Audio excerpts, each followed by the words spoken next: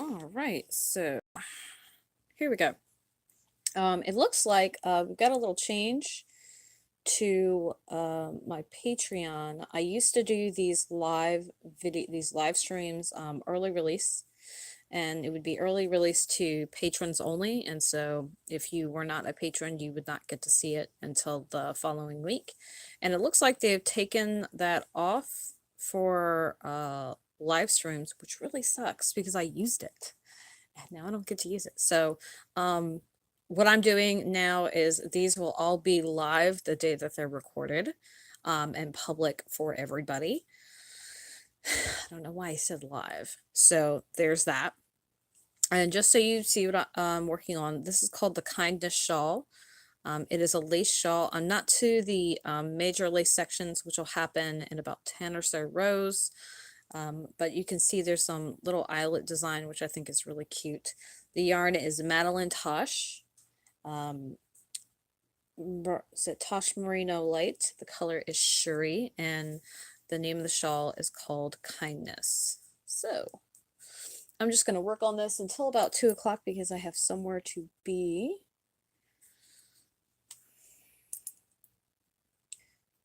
And I like the shawl. So far, I think the eyelets are really cute, and I really like the finished look of eyelets. There's a lot of knitting in between though, which it gets a little tedious and boring after a while. So there's that. But, and it started off with a garter tab cast on, which I've never done before, and I don't think I did a great job of it. I don't really like how it looks. And so I'm gonna have to use blocking to make it a little less bleh. Unfortunately, after I got about 20 or 30 rows in, I ended up finding another version of the garter tab cast on that someone had illustrated a lot easier, and I was super mad because I was like, wow, why didn't I find that one? That one like looks good and mine does not look good. So yeah, now this is a gift. The original Kindness shawl was part of a knit along. It's free on Ravelry. If you check the text below this video on Patreon, you'll find a link to the shawl. And part of why I chose this shawl is I wanted to make something for a friend of mine, and I feel like, oh goodness, that's dangerous. I feel like a shawl is a nice way to give somebody a hug. For those who don't know me, I'm not a hugger. I don't like people in my space, and so I don't do really well with hugs.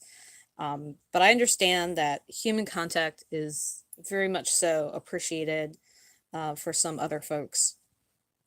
And so this is my compromise. This is my way to give you a hug without having to actually do it myself. And fun fact, which is not in the notes, I did not clue in to the reference of Shuri at first when I bought this yarn. It took me like a day or two to realize that the reference was to a character from Black Panther. Shuri is the super smart sister of T'Challa, and I love Shuri because partially because she's super smart. And like, way to go, Black excellence in doing awesome things. Also, one of my favorite lines from the movie, she's showing T'Challa these new improvements on his suit. Which, by the way, I'm sorry, spoiler alert. And at one point, she's like, "But the real question is, what are those?" And she exclaims loudly and with a lot of body movement about the sandals that he's wearing, which I thought was just great. So, I like the colorway. I think it's really pretty. Madeline Tosh, I know, had done a line after Black Panther was released, like a lot of artists did, of things that were Black Panther themed and inspired, which a lot of times happens with things. It's a way to catch a trend and ride it. And, you know, that's fine and everything. I don't necessarily agree with some of the color choices. Um, like, I think the purple is great, but this is kind of a, I don't even know what you would call it. It's almost like a light rust. And it almost looks pink in some respects. And I don't love the combination personally, like how it's working up. Um, I like the heathering of or the weird look of the purple and the lighter pieces that it makes, but I'm not super in love with the pinky rust color. Um, I think if it was a deeper red, I would personally like it a lot more. But yeah. And after this video is done, what I will do is just a little note. I'm going to update the post on Patreon with a finished picture, so that you can see the progress, because it's a little hard to see on a video, especially since this needle actually could be longer. This just happens to be the longest of this specific needle that I have, and so you can't see the spread out version of it very, very well without like stretching it out and whatnot. So I will update that picture after this video is done. And as you can see, this is a pretty even lace design, so I don't have any stitch markers yet. One of the little tidbits in the post is that, you know, if you've got to do a lot of lace that involves a lot of counting, which most lace involves repeats, and so counting is kind of essential if you want your lace to turn out just right. Stitch markers are your friend, and whenever I get into lace that has a lot of repeats, or even cables, so I can see the different sections and make sure that I have the appropriate amount of stitches per section, I'll distribute stitch markers in between all of the sections along the knitting needles. Now with this at this particular point, I only have stitch markers at the very beginning and very end of the row, and that's to show the garter stitch border, which you can see here. Now, mostly, you know, that kind of thing isn't needed because there's this nice clear eyelet path along there too, but it's also just habit for me to put them there.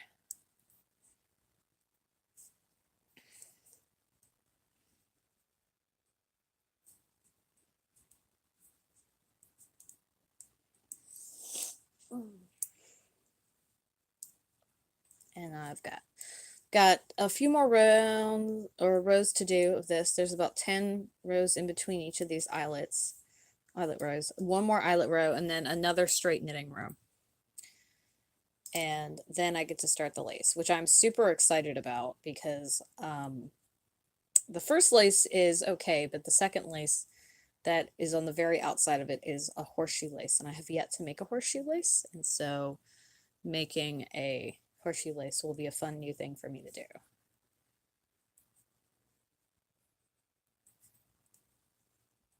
And unfortunately, I really wanted to make this shawl on my like needles, and I discovered while I was putting my needles together, because they're interchangeables, that the threading in one of the needles was off, and it was imperfect or skipped, and so you couldn't screw the needle tip all the way onto the cable, and it was enough of a gap that the yarn, the stitches as they slid across this part of the needle right here, this middle part, there would have been a huge gap like between here and here, and that means the yarn would have caught.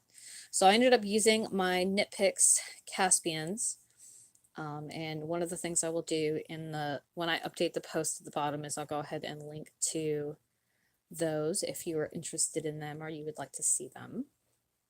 I'll link to the likes as well. And so the likes are great. I love them. And both them and Knit Picks are really good about their customer service. So if you have any defects or problems or they break or anything, they'll replace them. So I actually just got my replacement needle tip in. However, I'm not going to switch needles because there's subtle differences in needles of different makers and materials. And so while they're both the same size and they're both a wood, there will be a slight gauge change. And it's not something, so I will not be using those, although I really wanted to because I also have a super long cable, and so that would have made spreading this shawl out as it got bigger and bigger in between times that I worked on it easier to see. But that's okay. I do really like the knit picks. I find like there's a nice smoothness to the needle, and so the knitting glides on it really easily, which is really handy.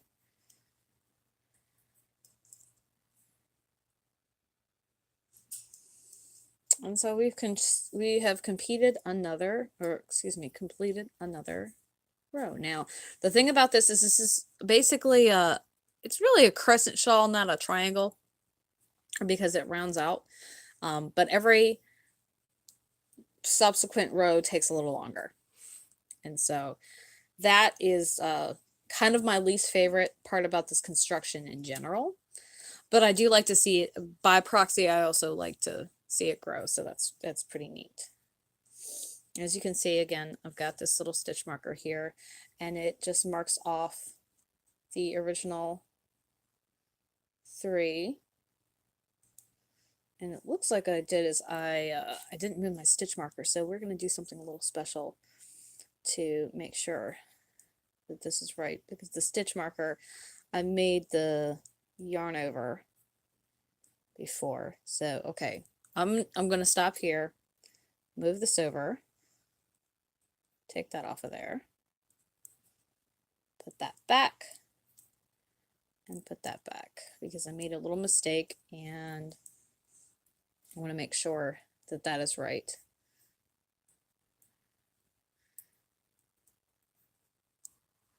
I love the right side, wrong side views of these, but I don't love purling. I do have a particular way that I do it, as you can see. If you're familiar with knitting, this is not a typical hand motion you see people doing, but I find that it's really great when I'm doing seed stitch or ribbing, because it allows me to switch between knit and purl stitches a lot easier. And it also lets me knit quicker, which this is, funnily enough, this is just something I randomly started doing because at the time I was doing a lot of ribbing or seed stitch, and it was taking so much time to do it another way. And so I ended up developing this little trick. And part of what makes it quicker is, and I'll show you one stitch. So normally you would have to do like this, right? And if you held it in the other hand, you would be doing like this. And so what would happen is there's a lot of movement of the yarn and the hands, and all of those movements, they build up and they take time. And so that's part of why they are slower. Now, certainly if that's how you knit, you might be able to knit faster because you'll be able to speed up. But for me, taking my hands, oops, off the needles so much is a sure way to waste a lot of time. And while knitting is not a race, I do want to finish things quickly because I want to, one, go into the next thing, and I just like to finish things and then see, hey, this is my handiwork. Let's see. Check the time. All right, I've got about 9 minutes left. So what I'm going to do is finish this row and then call it quits. These videos tend to be a little bit longer than my usual everyday posts. And that's because I want to get in as much making time as I can and share as much little tidbits with you. But I also don't want to stop in the middle of a round or a row, because that's not a great idea. It can create inconsistencies in the pattern, because your tension subtly changes every time you knit or crochet. So I don't want any of that. But it is also why it is better not to make when you're angry, unless you're always angry, and then your tension probably doesn't shift that much. But if you're relaxed one time and you're tense another time and you're tired another time, you'll notice very interesting changes in the fabric that is produced. Oops. No. So that did not work out. There we go. And lace is what taught me how to tink effectively, and tink is knitting backwards, because when you make mistakes, you know, some people like to leave them, some people don't. Me, it really depends on how I'm feeling and what I'm working on.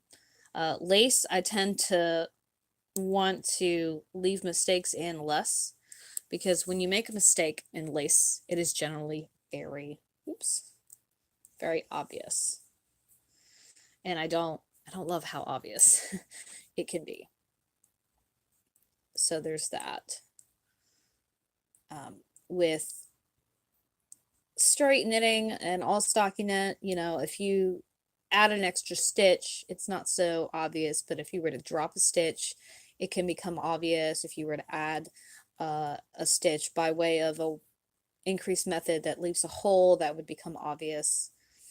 And while it's totally fine to just leave stuff, and some things can certainly be corrected after the fact, I just prefer to not make the mistake if it's something that I would have rather fixed. Now, secret time, there is a mistake in this. I had, I believe, one too many stitches, but the mistake is on a knitted row in the middle of a stockinette section, and so it's not super obvious. And it was, apparently I just added a stitch where I shouldn't have, somewhere. I was too tired to go back and try to fix it. I'm also not super great at reading where mistakes are, depending on the type of fabric I'm making. And when it's a gift or it's something for somebody I know and it's not something I'm selling, I'm more apt and more likely to leave a mistake in and let it be a bit of character for the garment than I am if someone ordered something from me and I would be basically trying to get it perfectly right. Also, you know, if it doesn't fuss with the integrity of the finished item, then I kind of don't care.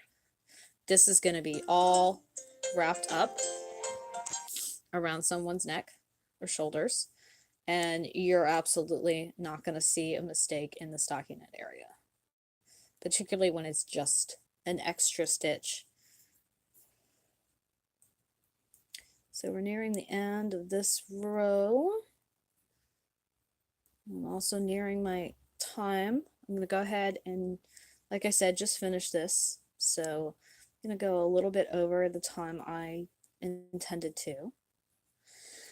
I'll be going to knit night this evening, and so I'll be working on this, and I'm hoping that I can get some more work done before I leave, so that when I get there I can actually work on the lace section, which is what I really, really want to work on. And in case you're wondering, the designer has, I think her name is Jala Spiro, or Jayla, I'm not sure, has a bunch of shawls that are like this, where they have eyelet sections with lace on the end of them. So if you like this general design, there are a few other options that they have available. All right, so we skipped another one. And mistakes like that I will definitely correct. But yeah, slowly but surely.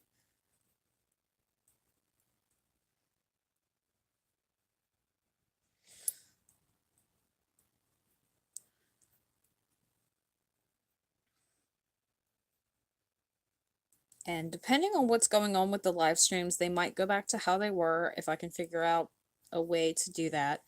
In the off chance that that is just an update that Patreon has done and that all live streams are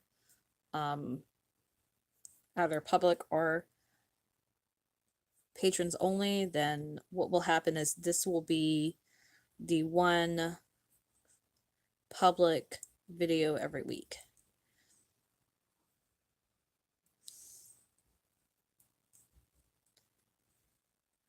So almost done. Almost done.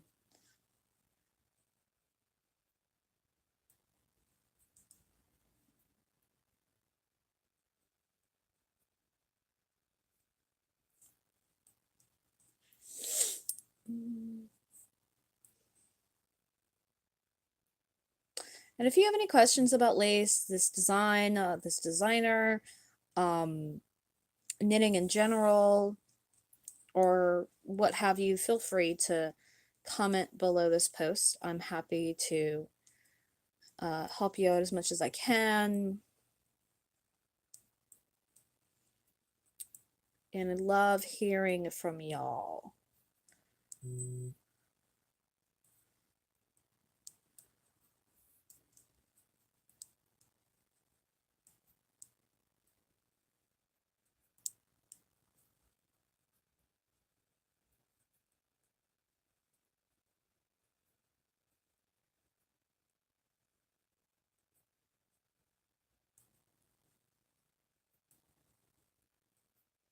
And just as a point of reference, I started this last Saturday, and I have not worked on it every night since then. So this is only about a week's worth of work.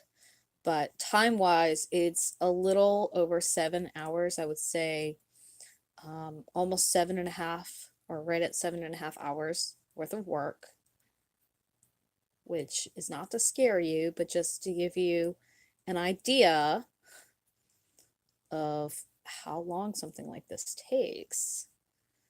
And of course, it really depends on how fast you knit and how long you can knit, right?